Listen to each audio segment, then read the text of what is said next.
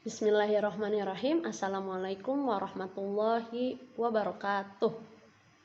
Bagaimana kabarnya adik-adik? Semoga adik-adik dalam keadaan sehat walafiat. Nah, bagaimana petualangan hari ini? Seru?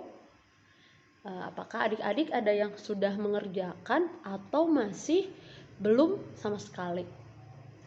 Tidak apa-apa, yang penting adik-adik harus tetap semangat ya dalam mengerjakan petualangan di setiap harinya.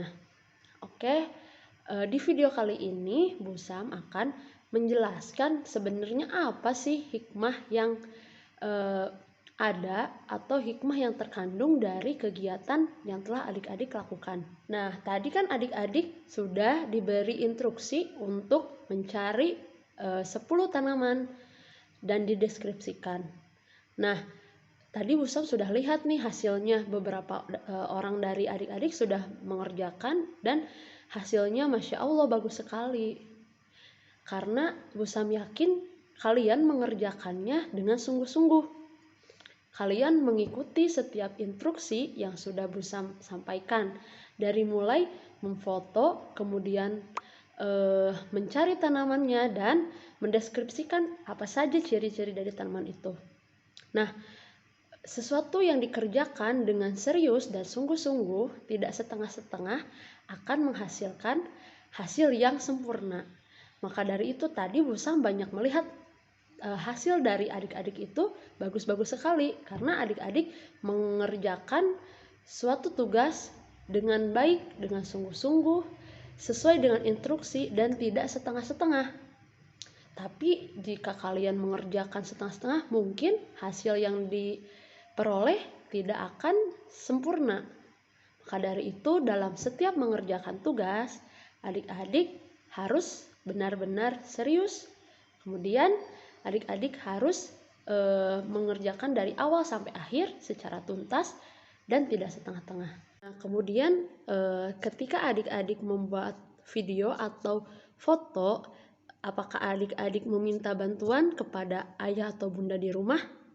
Nah, jika iya, maka adik-adik harus meminta bantuan kepada ayah dan bunda dengan cara yang baik, yaitu dengan berkata lembut dan harus jelas. Contoh, ayah bunda tolong bantu adik untuk memfoto atau memvideo kegiatan hari ini, seperti itu.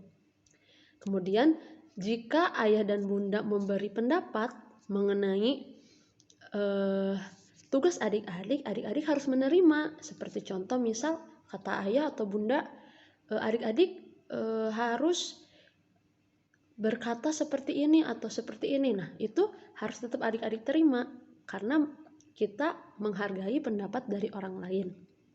Nah, mungkin itu saja adik-adik hikmah yang bisa kita ambil. Jadi pada hari ini kita sudah belajar untuk melakukan tugas dengan baik, diusahakan, kemudian tidak setengah-setengah, agar hasilnya itu baik juga.